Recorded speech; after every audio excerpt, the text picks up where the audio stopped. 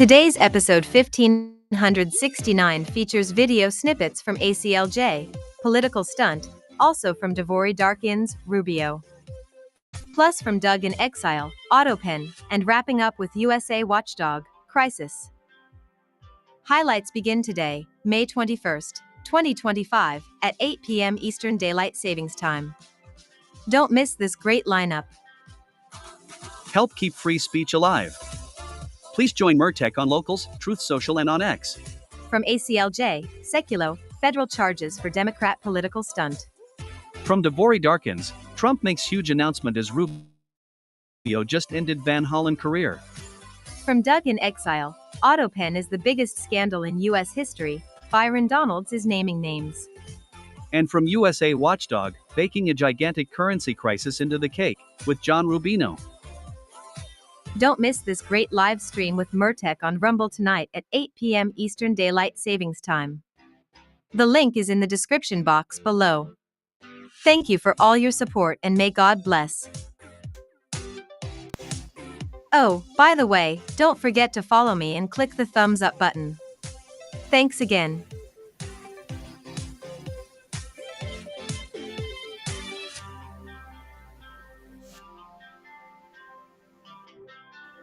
Hi, everybody. This is John Murphy at Murtech.com with your daily news update.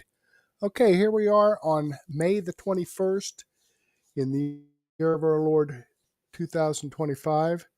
That would be 5/21/25.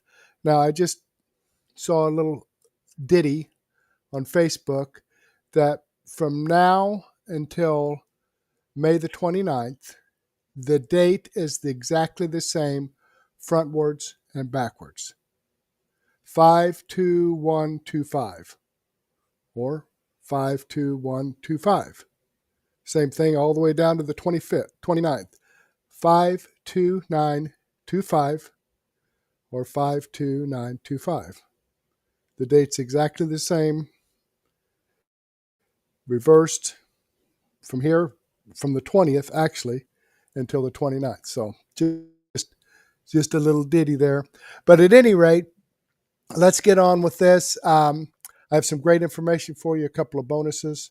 Let's go ahead and click on the Murtech on Rumble link and take us over here to Murtech on Rumble. This is the live stream that you're watching right now. Let's go ahead and click on this. And to pause that, close out the chat. Don't have any chats at the moment. Let's slide down here and click the Show More button. And we have a bonus. Bob Hope, actually. Very interesting information. I've heard this before, but I just remembered it and thought I might want to share it with you. You may have seen this before, but it's always good to hear again. Anyway, from ACLJ, Sekulow, Devory Darkins, Doug in Exile, USA Watchdog, and then another little bonus if we have time for it for RFK Jr. dresses down Dem Senator on her accusations. Yeah, they're good at accusations, aren't they? No facts, but a lot of accusations. Before we get into that, though, I do need to give out some shout-outs. From Kinger144, just started following my channel. Rob Sinsole, just started following my channel. May's Bird Whisper, just started following my channel. Debbie Grubbs, 58, just started following my channel. Jason Brunty, just started following my channel. And J.S. Havel also just started following my channel. So thank you very much, folks, for following my channel. I greatly appreciate that. I hope you're tuned in tonight, and I hope you enjoy the content. All right. Also, we have Debrett gave me a comment on my episode 1568. Also, Lightning Tree Brand and Birdie71 gave me a comment on my episode 1568B. I had to stop my live stream, had some technical difficulties with Rumble Studio, and restart it, give you some additional information last night. Also, Debbie BS commented on my Extra 354A and Extra 354B and my Extra 354C. So thank you very much, folks, for your comments. I greatly appreciate your feedback and your support. Let me go ahead and give this a thumbs up. Watch how easy this is. Boom. There it is. There it is. It is amazing. Okay, I also have one of those thumbs up things down here. If you could slide down and give me a thumbs up, that would be sincerely appreciated. Okay, let's get into this bonus here from, actually it's from Dave Rubin, sharing some information from Bob Hope. The Democrats are not particularly bright. And we went into the archives. We said, okay, we can show you all the current videos of Democrats not being bright. Is there something old? Is there something out there that's so old that the video doesn't even have color? Did that even exist? A time when things were in black and white that would perfectly illustrate the mindset of a Democrat. And hot damn, we found one. This is Mr. Montgomery. I met him a few weeks ago in New York. Oh, how are you? You live here? Yes. Well, maybe you know what a zombie is. When a person dies and is buried, it seems there's certain voodoo priests who have the power to bring him back to life. How horrible. It's worse than horrible because a zombie has no will of his own. You see them sometimes walking around blindly with dead eyes, following orders, not knowing what they do, not caring. You mean like Democrats? Bob Hope, ladies and gentlemen. All righty. Well, there you have it. You know, that was back in the 40s, the 1940s. That was like 80 years ago. And even then, some things never change, I guess. Some things never change. Okay, ACLJ Sekulow, federal charges for Democrat political stunt. Uh-oh, uh-oh. Let's see what they have to say.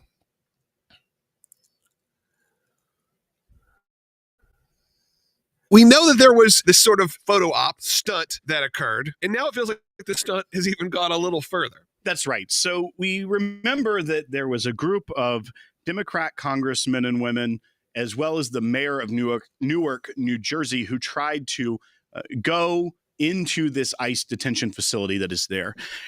And the members of Congress tried to say this is an oversight meeting. However, The AOCs were pushing, saying, you know, they better not do anything. If they really were trying to conduct oversight, there's a way to do that. You can make an appointment, go and conduct oversight. They were trying a political stunt. They wanted to show that they were strong and that they were going to force their way through the gates and get into this facility and find out what's going on there. And there turned out to be sort of a scuffle. The mayor of Newark was originally arrested and charged with trespassing on a federal facility. Those charges have been dropped. But the U.S. attorney out of New Jersey has now charged a New Jersey congresswoman, Representative LaMonica McIver, with assault and also with impeding the job of a federal officer, all stemming from this incident. And this also is in result of they tried to make a plea deal with her. They said, listen, we can just let this go away. We can just say, basically take responsibility that you can't violate the law, force your way in and put hands on a federal officer. And for a photo op. Right. Take responsibility for we know this was a stunt. You know this was a stunt. Let's just move on with our day. Not saying that's necessarily the right thing to do, by the way, but that's what you're dealing with in New Jersey. However, that is not what happened. She said, no, this is the moment to make a name for yourself. That's right. And she has rejected this plea deal. And the U.S. attorney out of New Jersey, the District of New Jersey, has now charged Representative LaMonica McIver, who is from New Jersey, under Title 18 U.S. Code Section 111A1, because she assaulted, impeded, and interfered with law enforcement in violation of that section of the U.S. Code. They had offered this member of Congress a plea deal. Yeah, they saw it as the stunt that we all know that it was and said, okay, say you're sorry, essentially. And she rejected that. Because also what you're learning about this is from all these stunts, this wasn't a peaceful oversight thing. This was political theater, much like the time that AOC went down to the border and fake cried. Yeah, we've all seen it. It's trying to become a household name. It's making yourself into a star. And we'll see if that works out for her. But you also know that the Democrats may be thinking, there's some political capital in being charged by the Trump DOJ because we saw what happened to President Trump when he was charged by the Biden DOJ, state AGs, bigger than ever. Everything. He goes on to win in a landslide in November. So you have to think some of that's in the back of the Democrats' minds, like, oh, maybe I can go, get into some trouble and then not take a plea deal and then get charged with something. But this also has a lot of parallels with what happened with that judge in Wisconsin, where the judge took the law into her own hands. And instead of acting as an arbiter of the law, an impartial judge, she decided to take the law into her own hands and shield an illegal migrant from arrest, from ICE. They had a warrant. And what happened? The DOJ charged her. And the Democrats say, you're authoritarian. You're breaking the rule of law. This is a constitutional crisis. No, what they're doing is saying, hey, you can disagree. You can protest. You can try to get legislation through. You can try to do everything within the rule of law. But you can't cause chaos, and you can't set a bad example for those of you that follow you that could do things much, much worse. Yeah, I want to hear also this bite from Eric Swalwell. He was talking, obviously another person who you think would be trying to make this into a political stunt photo shoot kind of moment. And he does. And let's take a listen to what he said when confronted about this. So we have to do our oversight duties, and she was in the right to go and do that. And I promise you, there's going to be more unnoticed visits by my colleagues where they show up, and they better be let in. I don't know if he meant unnoticed. I think he meant unannounced. Yeah, unannounced. But I know and what it he's certainly saying. Wasn't unnoticed. We've all seen it. We all seen it. But yes, unannounced visits. They'd be doing these surprise drop-ins. Though, as you said, Will, there is a proper way to do this. They do have the right to do this. They do have the right to go take a look at it. No problem with that at all. They just decided to make this into a scene. You know what probably should happen if you're doing an oversight mission to a executive branch thing? It should be unnoticed. I think he actually messed up with what he was trying to say, but said the right thing. This shouldn't be a stunt. It shouldn't be a press conference. If you're going to conduct oversight, then go and conduct oversight and don't cause a scene. Don't get in a scuffle.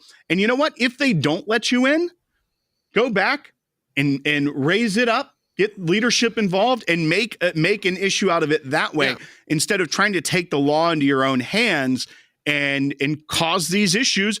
You know what that means? You're going to get charged with something if you put your hands on a federal law enforcement officer. But this also pushes back on what Hakeem Jeffries, the leader of the Democrats in the House, and AOC were putting out there. It's people like Tom Homan and Secretary Kristi Noem. You lay a finger on someone, on Representative Bonnie Watson Coleman, on Representative or any of the representatives that were there, you lay a finger on them, we are going to have a problem. Your statement the other day after there was this incident in Newark, you said they better not touch our members. Correct.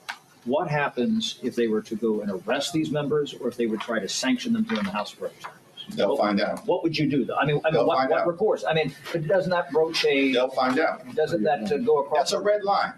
What's the red line, though? I mean, I know we have the speech... It's a red line. It's very clear. They said if you lay a finger on a member of Congress, that's out of bounds. And Hakeem Jeffries said it was a red line.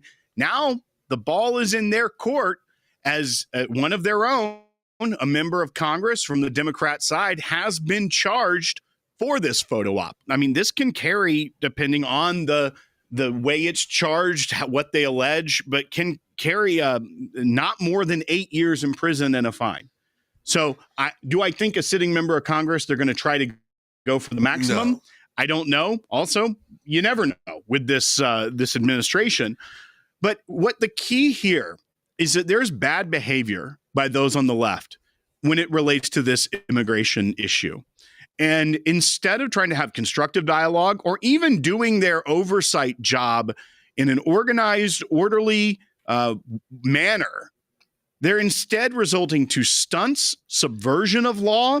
You think of the judges, the one that had a member of Tren de Aragua living with him, and then the judge in Wisconsin trying to help a illegal migrant who was before her court on assault charges helping him escape and evade arrest from federal immigration and officials.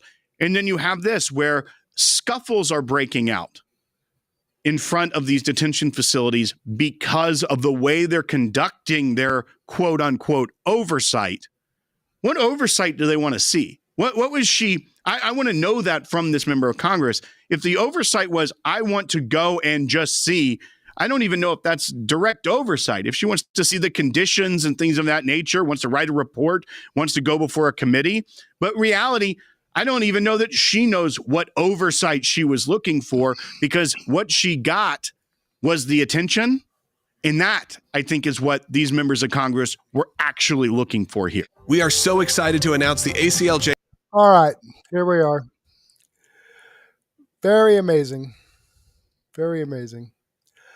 Okay, well, let's, the thing is, they have a process for this. Yeah, if she's on an oversight committee, they can go and do inspections. But I believe that they have to give notice. They can't just freaking show up. I don't know if she has any official ID, or if she actually showed that ID, or if she just showed up and said, I'm such and such, let me in. And they said, I'm sorry, ma'am, we don't have any notification here that you're doing an inspection today. And then, I don't know if this is the way it happened, but it kind of looks like it. And then she just barged her way in, pushing and shoving law enforcement. Now, I'm from the old school. My teenage years were in the 70s. Okay, 60s and 70s, late 60s. And, I learned back then that you don't push a cop. If a cop tells you to do something, you do it. If you have a problem with what the cop told you to do, you can take it up in court. You could have that cop fired. You could sue or whatever. But when a cop carrying a gun tells you to do something, you do it. Then again, if you have a problem with it, you can resolve that later. But when you're dealing with a cop, you do what the cop says. I don't know. Maybe my parents were crazy. All right, Devory Darkins. Trump makes huge announcement as Rubio just ended Van Hollen career. Let's see what that's all about.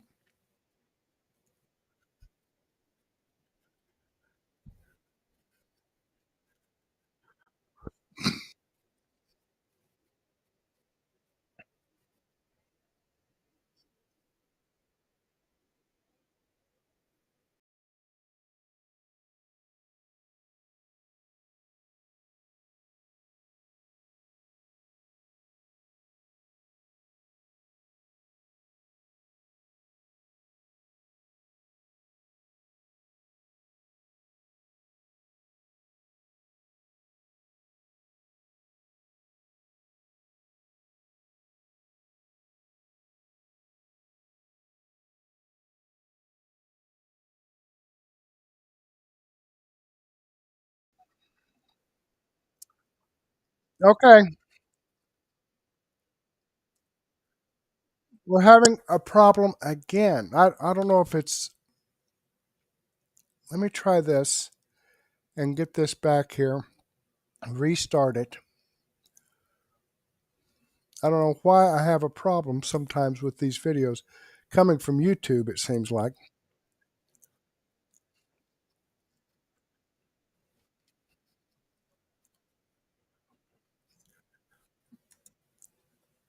Okay, let me share the screen here for this. And there we go. Let me try this. And get this back here. Restart it. I don't know why I have a problem. And so this takes us to our next story here. This is about Congresswoman McIver, who I told you guys last night was brought up on charges by the Department of Justice officially. They are taking her to court, and President Trump did have something to say about that. Take a listen. Democratic Congresswoman. Oh, give me a break. Did you see her? She was out of control. Did you address those days are over. Did The you days tell her of to do woke. that? The days of woke. No, I didn't. The days of woke are over. That woman, I have no idea who she is. That woman was out of control. She was shoving federal agents. She was out of control. The days of that crap are over in this country. We're going to have law and order.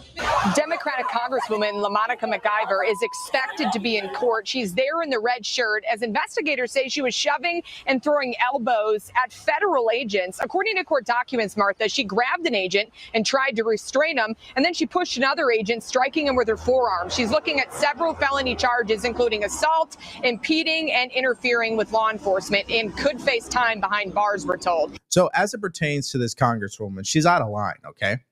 I'm not saying they're not allowed to go down to an ICE detention center because they have made the law say that they can. And they could definitely do a walkthrough and inspect and do their oversight duties. Nobody's disputing that. My issue is, why are you caught up in pushing and shoving an ICE officer?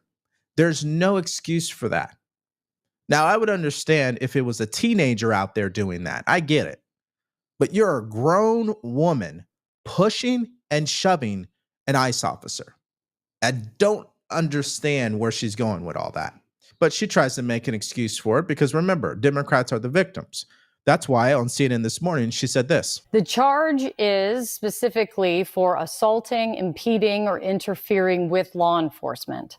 What is your reaction to this charge?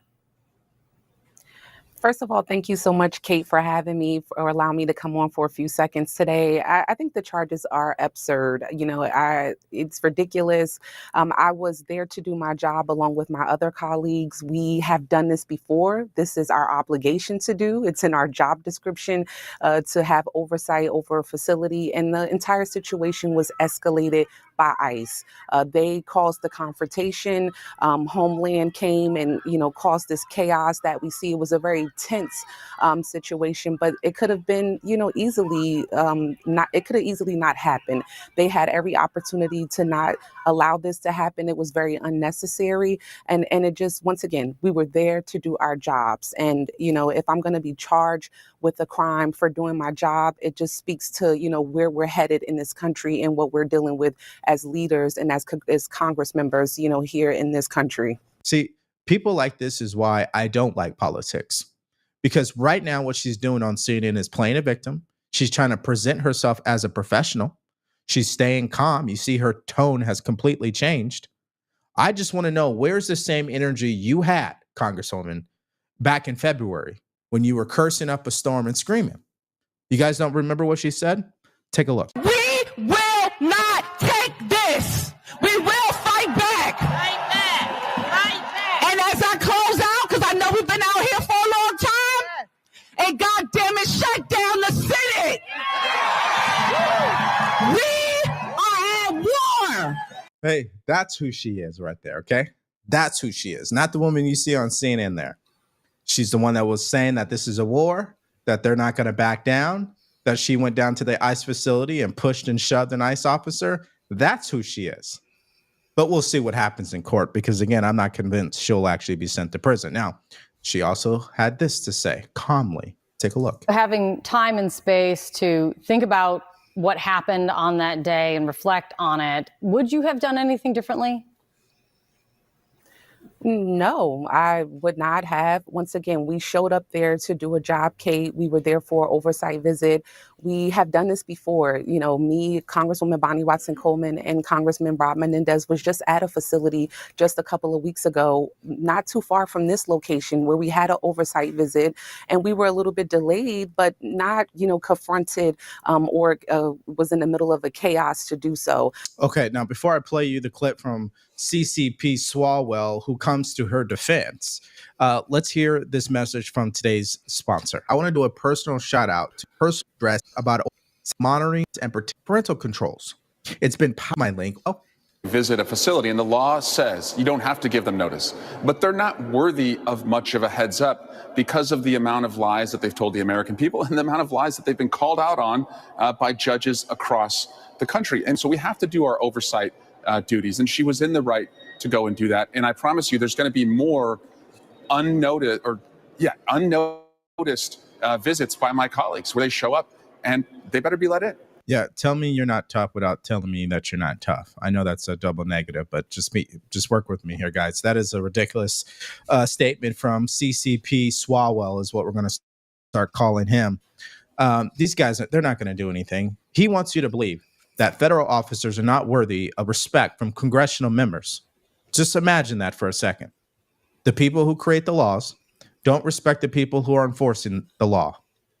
I find that to be fascinating. Now, circling back to President Trump, when he was speaking to reporters on Capitol Hill, they asked him about this rumor that was going around that he is losing patience with House Republicans on this bill. And here's what he said. You told him you were losing patience. Are you losing patience? No, I didn't tell him. Who told you I said I'm losing patience? That's what we heard inside the room. You said it's a lie. Wait. Who's told you that? What you heard from people inside the room. Oh, really? It's totally true. I never used the term. I didn't say losing. I didn't even talk about it. In fact, it's the opposite. I think we're going to get it done. I'm not losing patience. We're ahead of schedule. Anybody that told you that is a liar. Wait a minute.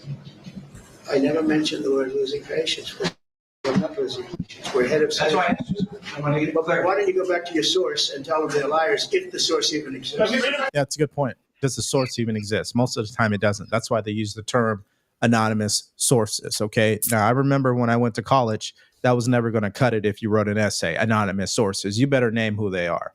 But that's a whole nother thing. Now, let's go to our next story. This is about Marco Rubio.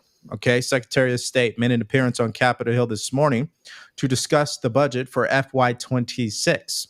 And you guessed it, this entire hearing wasn't even about the budget. You know who it was about? Mr. Garcia, the Maryland man who was deported back to El Salvador. And there was a heated exchange between Rubio and Senator Van Hollen, the congressman who's in love with Mr. Garcia, for the record. And I think you're going to find some enjoyment in this. Let's start here, where he's trying to remind Rubio of what the law is according to the Supreme Court. And I don't believe it went his way. Take a listen. The Supreme Court, in a 9-0 decision, instructed you to facilitate the return to the United States of Abrego Garcia, who the administration admitted was wrongfully deported to El Salvador. Your response? You've openly flouted judicial orders. When asked whether you have been in touch with El Salvador to return Abrego Garcia, you boasted, quote, "I would never tell you that. And you know who else I would never tell? A judge." Clearly, you don't care about the Fifth Amendment right to due process, and you don't care about the First Amendment either, since you've been very busy snatching students off of college campuses for exercising their right to free speech. And I have to tell you directly and personally that I regret voting for you for Secretary of State. I yield back. May I respond? You may, sir. Well, first of all, your regret for voting for me confirms I'm doing a good job based on what I know. Well, that's just a flippant statement, Mr. Secretary. Can I respond, Mr. Chairman? You may. I didn't ask. Senator, please let the Secretary. I'd be happy to, but then I can respond to his. Your time's up, Senator, and willfully used, I might add. Well, your remarks do not represent the view of this committee. Well, Mr. Secretary, please. Well, I can't respond to everything he said because much of these are untrue, but I'll go through a few. First of all, I'm actually very proud of the work we've done with USAID. For example, I don't regret cutting $10 million for male circumcisions in Mozambique. I don't know how that makes us stronger and more prosperous as a nation. Okay, so there's so much more that Marco Rubio had to say, and I'll play you that here shortly, which I think is worthy of the watch. But in regards to the Supreme Court ruling, any person with a brain understands that when the Supreme Court said that the Trump administration must facilitate the return of Mr. Garcia, that means they should assist the return. That doesn't mean they have to trigger the return. And the only person who can trigger the return is who? The president of El Salvador. See, they always leave this out, right? Because they have a narrative to push. All right. So let's get to it. Okay, I'm going to pause this right here. I dropped an extra this morning, and it was from Fox News. Let me come over here and find this. Just 1 second here. Yeah, Judge Napolitano, right here. This one, right? No. Actually, it was yesterday. Judge Napolitano. Now, for some reason, he's on Newsmax now. He used to be on Fox. And I like to listen to him until about 2017. And then that guy seemed to be one of the best backstabbers for Trump that Fox News had. Anything that Trump did, Judge Napolitano had something negative to say. Now, here in this video, he suggested that Trump give the president of El Salvador a call and tell him that he's going to stop paying him for taking care of these prisoners until he brings those two El Salvadorian gang members back to the United States. But the president of the United States doesn't have to do that. Now, I believe that they accused him of a quid pro quo call with Ukraine in 2018 and impeached him for that. Now, if he was to call the president of El Salvador and tell him that he's not going to pay on the agreement that they had unless he does something, wouldn't that be considered quid pro quo as well? So I'm afraid Donald Trump couldn't do that because he would be subject to impeachment, wouldn't he? This corkbiter, Judge Napolitano, is a corkbiter, just FYI.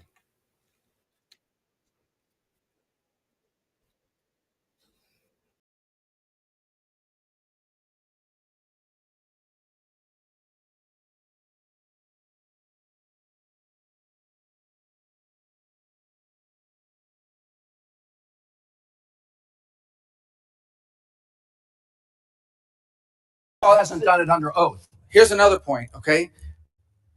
And Hollen, he says this. Take a listen. Mr. Chairman, Secretary Rubio has the floor. Mr. Chairman, he can't make unsubstantiated Senator, comments like that. Secretary Rubio has the floor. You had Secretary your time. Rubio should take that testimony to the federal court of the Senator, United States because he hasn't done it under oath. Here's another point, okay?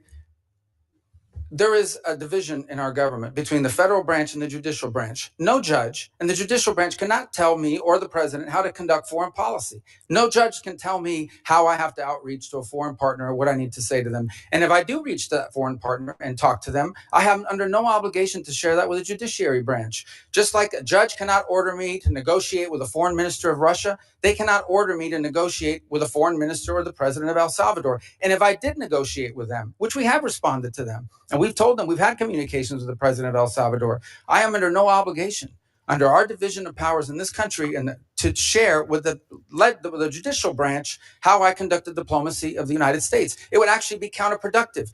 Yep, it sure would. And this is exactly what Democrats would be saying if they were sitting in that same seat as Marco Rubio.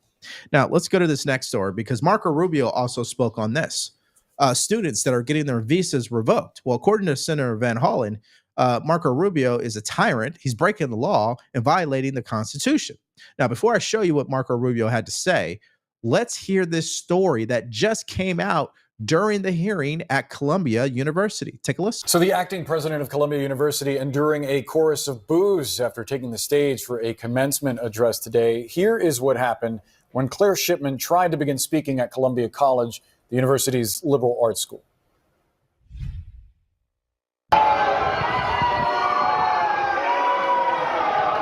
Good morning, class of 2025. I know that many of you feel some amount of frustration with me, and I know you feel it with the administration.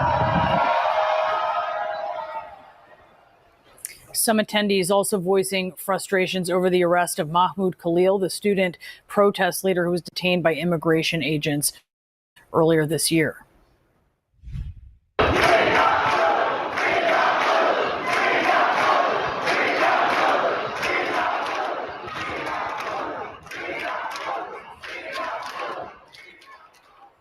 They're screaming "Free Mahmoud" there.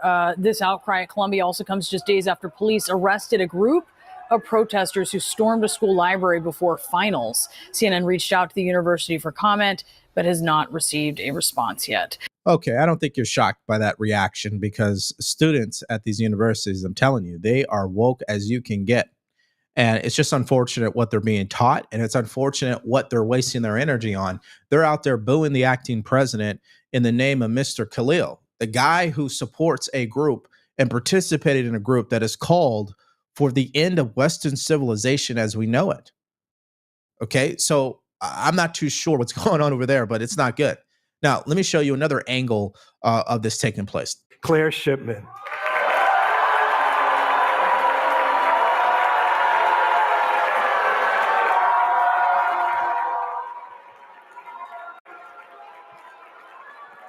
Thank you.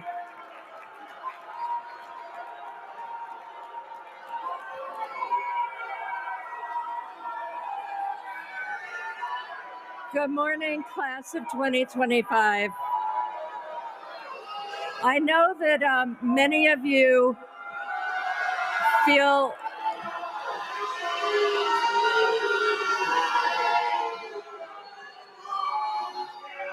That's just tough day for her, right? Now let's get back to Marco Rubio, because again, according to Senator Van Hollen, he's been breaking the law, violating the Constitution, snatching up students in the middle of the night. You know the type of language they like to use to get people's attention and you know, tug on their heartstrings. And once again, here's Marco Rubio setting the senator straight. Take a listen. About the student visas, let me say this. I don't deport anybody, and I don't snatch anybody. The State Department does not have officers in the street snatching everybody. What I do is revoke visas. And it's very simple. A visa is not a right. It is a privilege. People apply for student visas to come into the United States and study.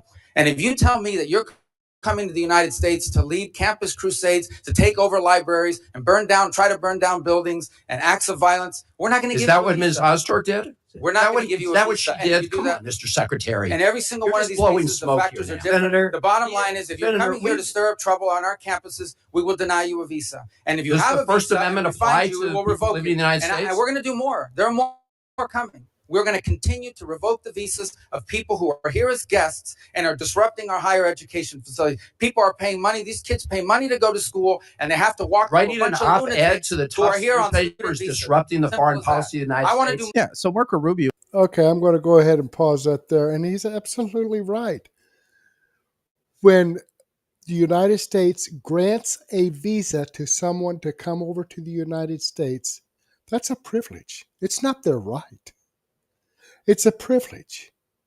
Just like if you invite someone to come over to your house. Now, if you invite someone to come over to your house and they start scratching up your dining room table with a knife, is that okay? Or they prevent your kids from doing what they need to do, their homework or whatever, is that okay? No, it's not. Chances are you'd ask them, okay, I think it's time to go. You better leave now.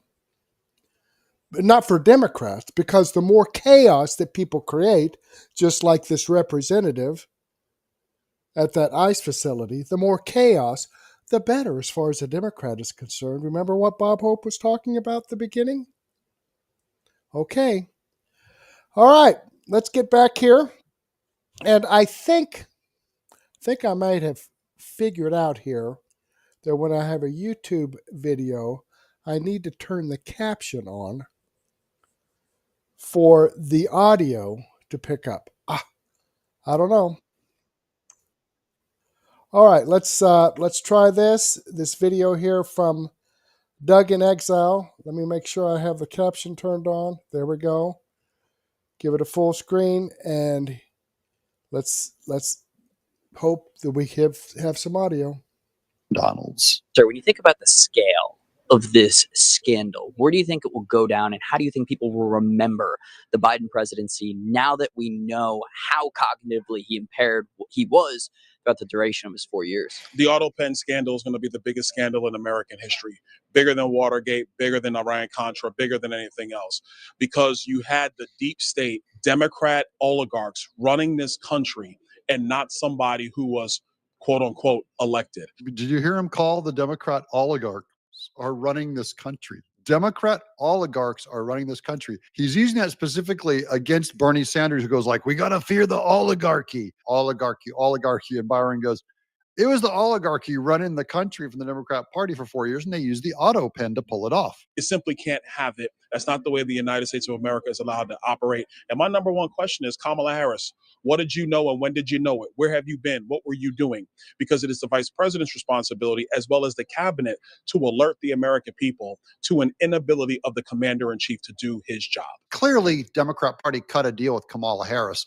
Go along with this lie and we'll anoint you as the candidate and run you for president. Now, here's Trump on the subject. Who signed legislation opening our border? I don't think he knew. I said there's nobody that would want an open border. Nobody. And now I find out that it wasn't him. He auto-penned it. Who was operating the auto-pen? This is a very serious thing. We had a president that didn't sign anything. He auto-penned. Who would sign this? Nobody would sign it. No sane person would sign it. You know who signed it? Radical left lunatics that were running our country, and the AUTOPEN signed it. And they didn't want him, and they were disappointed in getting him because they wanted Bernie Sanders. And then after about 2 weeks, they said, wait a minute, this is a gift. He'll do anything. We're going to use the AUTOPEN. And they used the AUTOPEN and everything. He didn't approve this stuff because when Joe Biden was with it, he would never have approved it. You take a look, he would have never approved open borders. We have old quotes of Joe Biden saying he was against opening the borders. And then after he gets elected and Bernie Sanders got railroaded out of the party, you have a bunch of leftist Bernie bros because suddenly Biden start all of his laws and things that he's passing, they suddenly go flying to the left. Well, a perfect explanation would be he didn't know what he was doing, and it was all the AUTOPEN. Here's Molly Hemingway. We're in the midst of this staggering presidential scandal from the Biden administration. Whether you're talking about the mental decline or the physical decline, there was a conspiracy to keep from the American people knowing who was actually operating as president. And this is something that we still don't really have answers to. Joe Biden's name was the one on the ballot that people chose to be president, not Jake Sullivan or Barack Obama or Susan Rice. So understanding who was operating during this period of both mental and physical decline, something we haven't even come close to getting answers on. And it really makes all other, presidential scandals throughout history seem somewhat pale in comparison. Other scandals in American history pale in comparison. That means this is the biggest scandal, according to Molly Hemingway. The American people allegedly elected Joe Biden.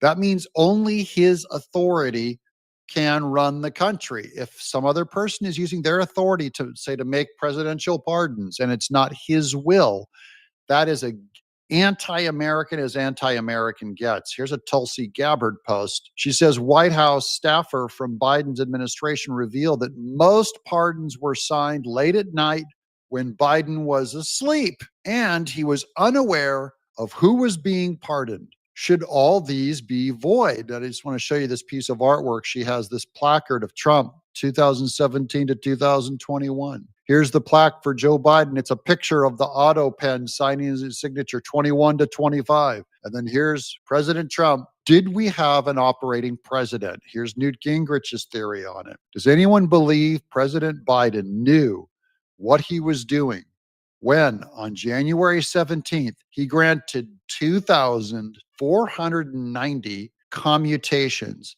more in a single day than any prior chief executive had granted over their entire presidency, according to Pew Research. The issue is not President Biden, who was clearly cognitively incapable of these acts. The issue is who was doing them and what did they get for doing them? What did you get? Who are the 2,490 and why were they singled out? The investigation begins, guys.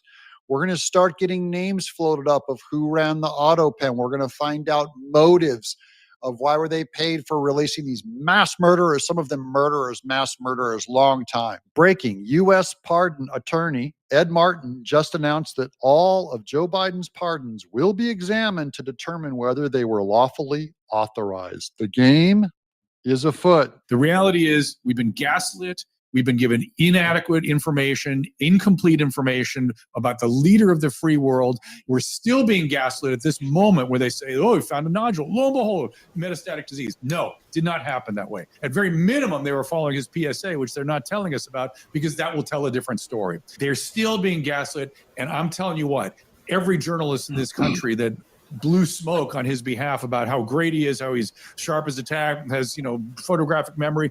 You got to wake up this morning and examine yourself. You've been delusional, you've been misled, you've been played, and you have been attacking people who bring up the issue, what's going on? We should know what this what is happening to the President of the United States. This is all disgusting, and it has scandal written all over it, Dana. Giant scandal. I'm just excited that they're looking at it. Now, I did a video yesterday, for those of you guys who follow the channel, and you do 4 videos a day, my quad club out there. Thank you for watching. Thank you for supporting my family. You guys know in that video yesterday that it is going to be a very difficult case to make legally, because the presidential powers are so expansive and huge on their ability to sign these documents. It may not include AUTOPEN, but it's going to be tough to take that away, that right away from a president, given the presidential powers. James Comer, not Comey, Comer, on the AUTOPEN and the investigation. Who is controlling this AUTOPEN? Because Joe Biden, I mean, he's demonstrating that he doesn't have all the cognitive capabilities they had. It clearly shows that he was in significant mental decline. It questions who was actually making the decisions. So what we found is not just with the pardons he issued, but many of the executive orders that the courts are now using to Trump-proof, many of the executive orders that President Trump is trying to implement to make government more efficient, many of these executive orders, as well as the pardons of Biden's entire family as a result of our investigation, these were all signed with the AUTOPEN. They're on the trail of the staffers that ran the AUTOPEN. Once you get some low-level staffers ratting each other out, you're going to get to the truth really quick. And the AUTOPEN is becoming a very big deal. You know, the AUTOPEN is becoming a big deal because it seems like that maybe was the president who ever operated the AUTOPEN. Cover-up, in other words, was deliberate and extremely long-term. Who? Okay, I'm going to go ahead and pause that there and move over here because I got some information from Greg Hunter of USA Watchdog. But this is just another thing that's coming out, folks. Can you believe the information that's coming out? I know there's a lot of people of Epstein files and other things, but I believe the information that is coming out that we're receiving is more important than the Epstein files at this point. If there are some people that need to be punished for what Epstein was doing and the people involved, whatever. But I think right now we need to have this information like the AUTOPEN and some of the things that happened during Biden's administration be reviewed. And I think that's coming out in the open. And the more the Democrats and mainstream media try to cover it up, I think the more it's getting out there. Because they try to, pull the blanket over this and it uncovers something else over there. They pull the blanket over here, and uncover something else over there. They've got so much garbage that they can't hide it all. It's just gotten too big. And with the alternative media, like we have here, like I'm sharing with you, I don't think it's going to be able to be kept secret. All right, enough of that. Let's get over here to USA Watchdog, Greg Hunter, baking a gigantic currency crisis into the cake with John Rubino. Okay, let's see what this is all about.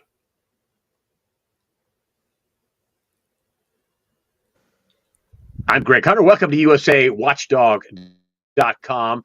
A lot going on with the economy.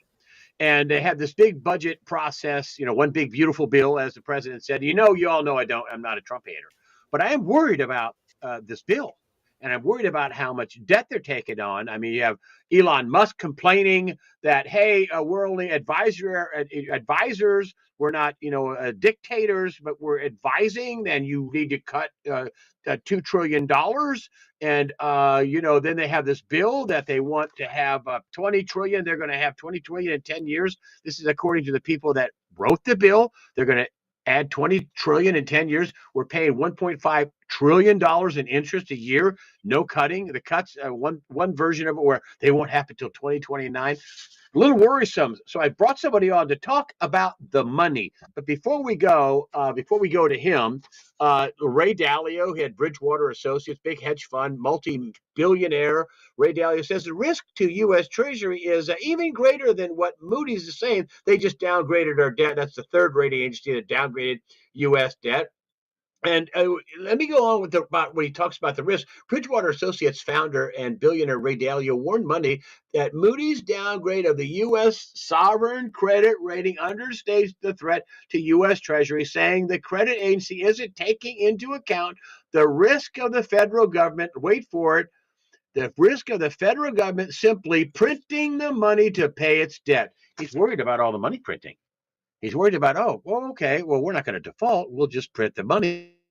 And how much is then the money going to be devalued after that? And to talk about all that is John Rubino. John Rubino and his famous Substack. John Rubino, thanks for joining us today on USAWatchdog.com.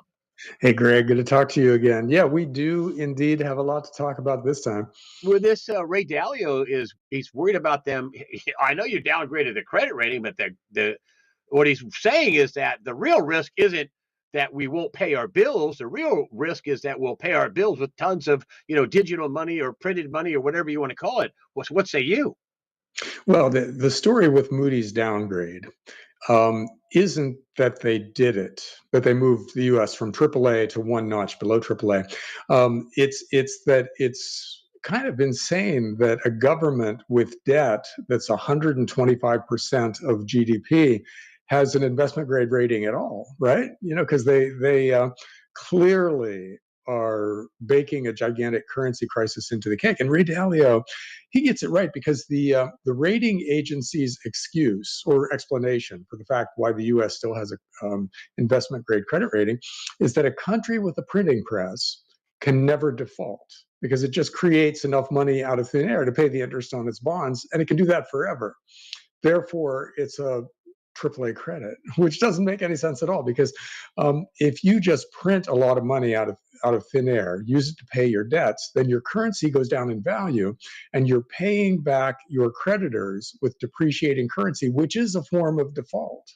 So the credit rating agencies are only looking at the one kind of default where we just stop paying. And they're not looking at the other kind of default where we go ahead and pay, but in cheaper currency year after year, and we kind of stiff our creditors that way. So that's what's going to happen. And that's what Ray Dalio pointed out, is they're looking at one kind of risk, but not the other, bigger, more obvious risk. And that's why you don't want to own treasury bonds, because they're not going to not pay you the interest, but the interest will not cover inflation going forward. So you'll have a net real loss on your government bonds until they just crater, and then you have a massive capital loss too. So it's just not a good market right now. We should not be owning long-term government bonds of any of the major companies or countries.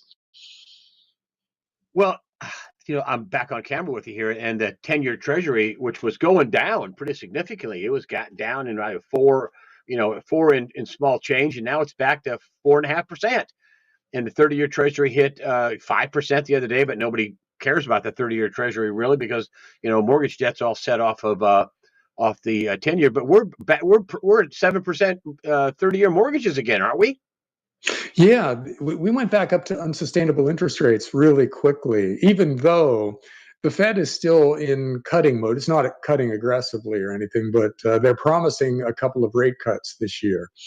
And for interest rates to go up while the Fed is, in theory, easing, means we're risking losing control of the financial markets. In other words, if the Fed can't actually control interest rates, we are monumentally screwed as a financial system. And that's kind of what we're headed for now. And the U.S., it's happening in the U.S. Our interest rates are going back up. But if you want to see an extreme case, look at Japan, because they have not just 30-year bonds, they have 40-year and 50-year bonds. Those things are cratering, which is to say the interest rates on those bonds are spiking. And that's what happens when a country just borrows way too much money and people lose faith in its paper. So, the long-term Japanese bonds used to be zero. Their yield used to be zero, and now it's 3% and change, which doesn't sound too much compared to the U.S. But the change from back when it was zero to today is huge. And so Japan, the U.S., Europe, the UK, China, all of these big countries with their fiat currencies are making basically the same mistakes, and they're all headed in the same direction. So what we're seeing right now is sort of the early stage of a currency death spiral, where interest rates start to go up and the government can't control that. And then the interest on the government's debt goes parabolic, and they have to borrow that interest, which means their next year's deficit is even higher, and so on, until things just break down. And we are at we're in the third inning of that process. And the last couple innings of this game are just going to be hair raising, because they're going to be currency crises, which we have never seen in our lifetimes. It'll be like nothing we've ever seen in our lifetimes, but it'll be very similar to things that have happened in other countries prior to us coming along. And, countries inflate away their currencies and have a currency collapse all the time, but just not lately. So we're heading into that stage, but none of us have ever seen it before. So fun times if you're a gold bug. Well, I'm back on camera with you. I want to go back to Ray Dalio, what you said off camera. I didn't know this, and nobody says Ray Dalio gold bug, but he's a big gold guy. Talk about that. Well, he is a big gold guy. See, he's a mainstream money manager, a very big one, hundreds of billions of dollars, if not trillions of dollars under management. And he's been very successful. But lately, he's been talking up gold and adding to his gold holdings because he sees this stuff coming. And when somebody like him jumps on the gold bandwagon, it carries a lot more weight than when somebody like me says buy gold, because I've always been saying that. But he's somebody who's been making a ton of money in other things, who's coming around to gold. And so he has, mainstream credibility, all you could ever want. So it's very meaningful when somebody like him starts talking like a gold bug. And he's doing that now. So, who else did something really interesting just lately is Warren Buffett. He just flat out retired. And he's done that one other time in his life. He made a huge name for himself in the 60s and then announced that he just didn't understand these financial markets anymore. And he closed up his money management operation, he paid everybody back, and just went away for a while. And that was the 1970s, which was the only major currency crisis we've had in our lifetimes. So he walked away in anticipation of that. And now he's walking away again, although now he has a different excuse that he's, what is he, like 85 years old now? But still, that Warren Buffett is walking away from the financial markets and Ray Dalio is becoming a gold bug kind of tells you a lot. The biggest mainstream money managers in the world don't trust these markets and they're buying insurance. So, it took a lot longer to get here, but we're at a very recognizable place that gold bugs have been predicting for a long time. And where it goes from here, if it goes in the the predicted direction of a currency crisis and a currency reset, it's going to be very tempestuous.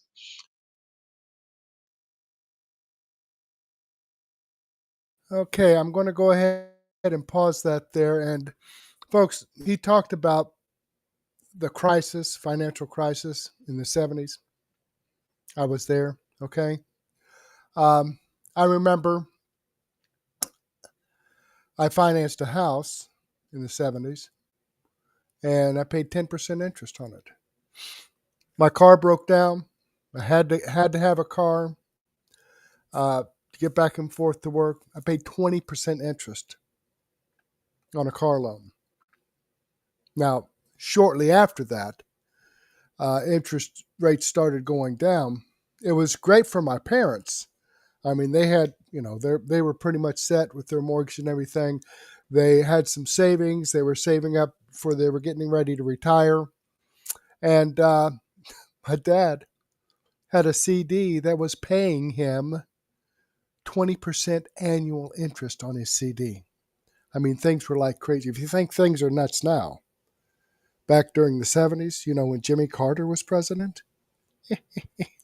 Yeah. So maybe it won't be quite so bad.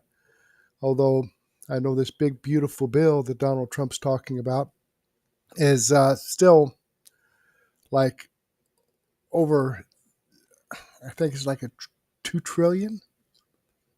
The spending is like $2 trillion more than what they anticipate taking in with taxes, especially when they're cutting taxes on tips and overtime. Whatever. Okay. We'll just have to see how it goes. I'm not cheering this on, this big, beautiful bill that Donald Trump's talking about, but we'll just have to see how things shape up. Okay. Let's see here. This is just a short one. RFK dresses down Dem senator on her accusations. I'm going to play this one real quick.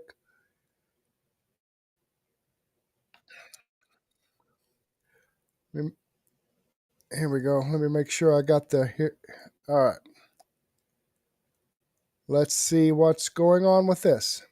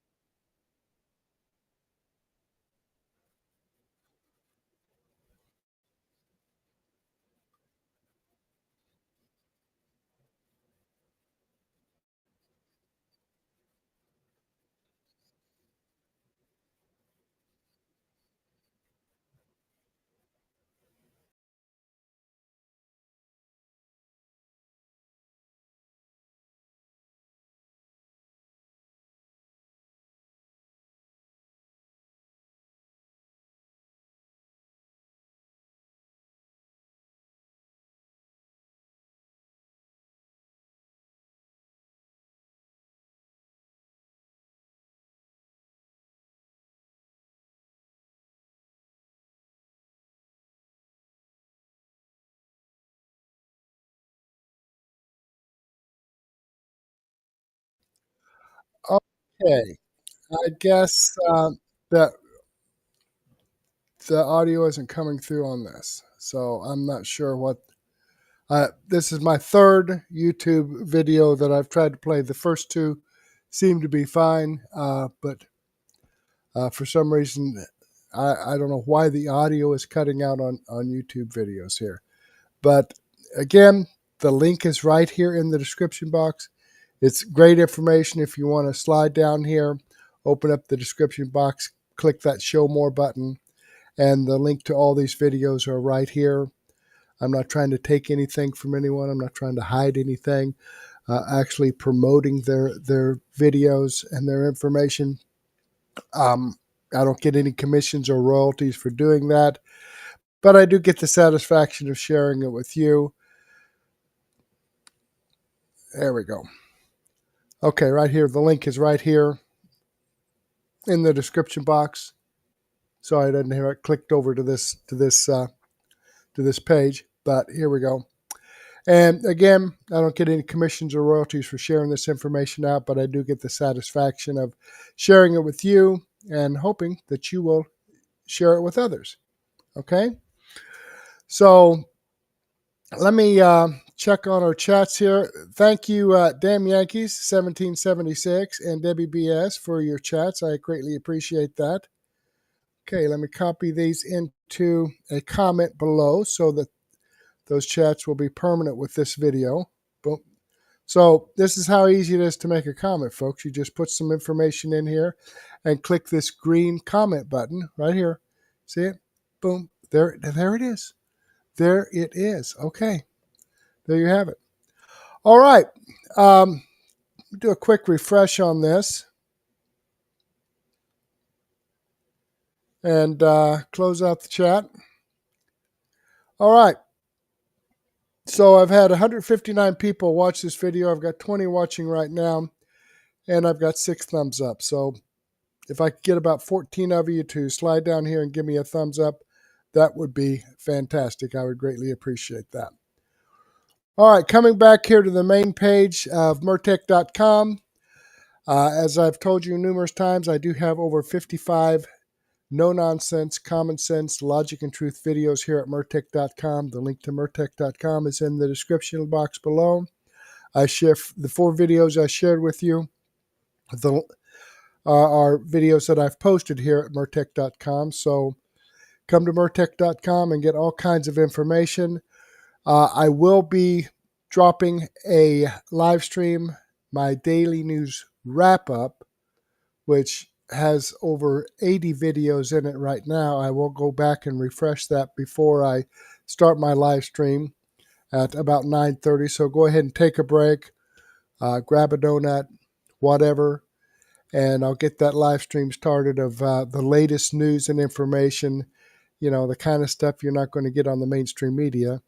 So I hope you can join me during that time. But in the meantime, I do thank you for being here, for spending your time with me. Hopefully, I'll get to see you again later, and may God bless.